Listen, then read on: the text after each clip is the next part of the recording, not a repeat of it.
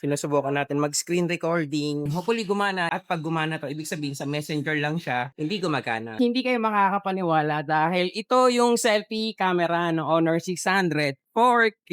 Dapat wala 'tong stabilization. Pabilisan natin ng konti yung lakad natin.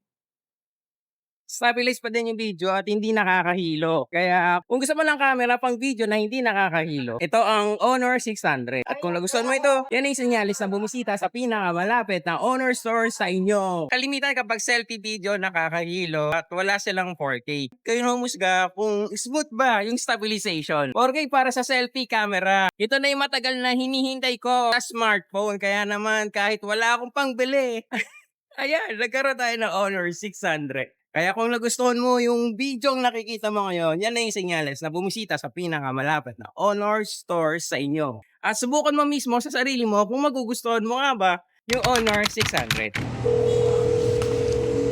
So, sinusubukan natin mag-screen recording while gamit ang Honor 600. This time, hindi na sa Messenger but with Viber. Tingnan natin kung gagana. Hopefully, gumana siya. At pag gumana to, ibig sabihin sa Messenger lang siya, hindi gumagana.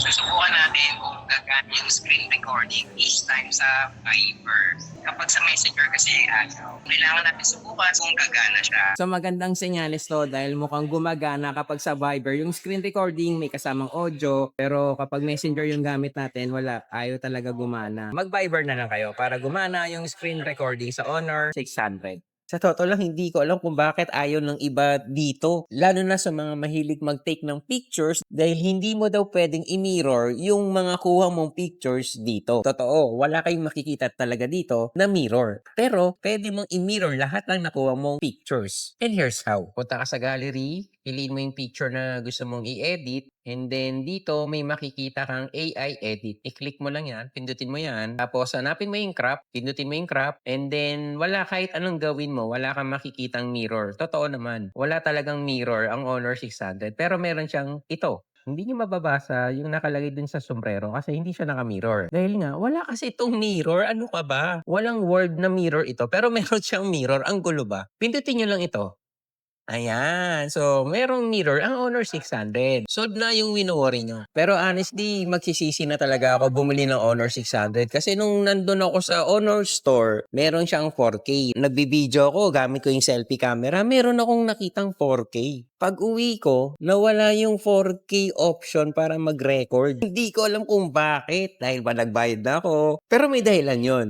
Kahit anong gawin mo, kahit anong gawin natin, wala talagang selfie 4K ang Honor 600. Lalo na kung gusto mo laging flawless. Pero kung okay lang naman sa'yo na hindi maging flawless paminsan-minsan, baka sakaling lumabas na yung 4K. Off natin yung beauty, and then instantly, ayan na yung 4K. Lumabas na yung 4K. Ang sikreto dito, kailangan wag mo gamitin itong beauty. Paano ka makakasigurado na hindi naka-turn on ng beauty? Dapat wala yung number, dapat nasa zero yung beauty. That is the only time na lalabas itong 4K. 1080p at syempre 4K.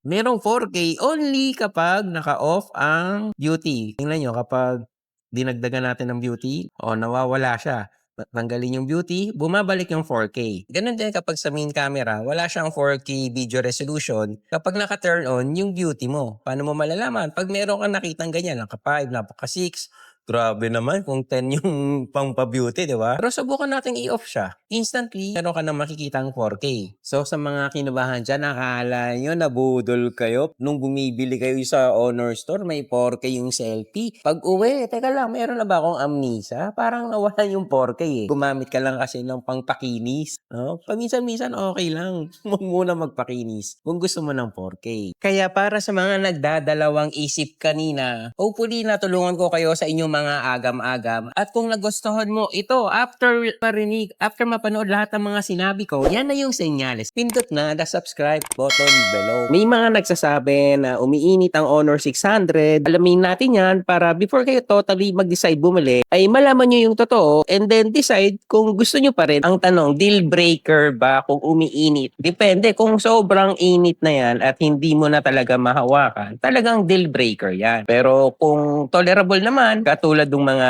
action camera na talagang umiinit sila. Pero kahit na umiinit silang lahat, marami pa rin may gusto. Isa na ako doon. Marami pa rin may gustong bumalik. Honestly speaking, para sa isang smartphone na pwedeng gamitin araw-araw, pang picture, pang video, masasabi ko na sulit ang Honor 600. Ngayon, magbabago ba ang isip ko o ang isip mo kung umiinit siya? Pero sa totoo lang, wala namang perfectong gadget o smartphone. Kung ikaw ay gamer, importante sa'yo na merong trigger button. Kung gamer ka, gaming phone yung bilhin mo. Kung gusto mo ng magandang selfie, magandang video, at naiisip mo simulan ang iyong content creation journey, magandang camera ang bilhin mo na merong magandang video at merong magandang pang picture. Isa na sa mga pwede nyo i-consider is itong Honor 600. Honestly, para sa price niya, 50 megapixel yung harap niya, at hindi lang yon, pwede kang mag 1080p, pwede kang mag 4K, katulad ngayon 4K yung makikita nyo ngayon. Kaya bawat detalye ng mga butas ko sa mukha ay makikita nyo. Almost 3 minutes na tayo. Yung init niya, hindi naman siya yung katulad ng init ng action camera eh. Tolerable pa din siya. Para sa mga nagsasabing umiinit, siguro marami kayong ginagawa. Baka nag-gaming kayo, tapos mamaya mag-video kayo ng 4K. Siyempre, maraming ginagawang processing yung Honor 600. And then, nag-edit ka pa. Itong test na ginawa natin is nag-record lang ako ng 4K. Hindi ako nag-gaming. Pero susubukan din natin kung mag-iinit ito, kung mag-gaming tayo. Honestly, ang unang naramdaman ko na umiinit is itong bandang dito sa camera. Tolerable naman siya. Hindi ka naman kakakabahan kung ganitong init lang ang mararamdaman mo. Tolerable naman yung init niya. Honestly, dito, walang ditong part, mararamdaman mo yung init niya. Mahirap naman hindi hawakan to habang naglalaro. So, real talk, medyo umiinit siya dito. So, maglaro pa tayo. Tingnan natin kung iinit din itong ibang part. So far, wala naman siyang lag, pero may init siya. Kung ikaw ay isang content creator na mahilig din mag-games, naglalaro din paminsan-minsan, expectin mo na may konting init habang naglalaro. After almost 2 games, ang umiinit dito ay ito. Pero kung gamitan natin ito, pag gumamit ka ng case, solve na ang problema. Hindi ko na nararamdaman yung init. Para sa mga nag-aalala, kung nag-aalala ka na baka uminit ito habang naglalaro ka, huwag ka nang mag-alala. Totoo, umiinit ito. Pero hindi mo ito aayawan kasi umiinit siya dahil very tolerable naman yung init. Konting init lang. At kung mas nangingibabaw pa rin yung kagustuhan mong magkaroon ng Honor 600, may solusyon dyan. Bumili ka lang ng case from Sundi Philippines. Ito yung gamitin mo. Solve na yung problema. Dahil mostly dito nang gagaling yung init. Dito wala masyado eh. Nung naglalaro ako kanina, hindi ko na maramdaman yung init dahil nga naka-case na. Problem solved. Again, walang perfectong smartphone, gadget, gears, camera. Walang ganun. Nasa sa atin na lang, nasa sayo na lang kung paano natin iisipin, solusyonan yung problema or yung challenge natin dun sa gear or gadget or camera or smartphone na gamit natin. So para dito, umiinit na smartphone ang solusyon, bumili ng case, gumamit ka ng case, solve ang problema. Totoo bang may shutter lag kapag nagtitake ng picture or video? Kayo na maghusga, subukan natin. Oh, mabilis naman, di ba? Pagpindot. Para sa akin, ganitong kabilis, normal lang. Pero kung sa inyo nababagalan kayo, mas lamang ba yung ayaw nyo kasi dun sa gusto nyo dito sa Honor 600? Sa akin, walang problema ito. Pero kayo, pero depende, ano sa tingin nyo? Comment kayo below. Ngayon sa video, subukan natin. Pagpindot ng video, nagre-record ba agad? Instantly, nagre-record. Pause. Record. Sa akin naman walang problema.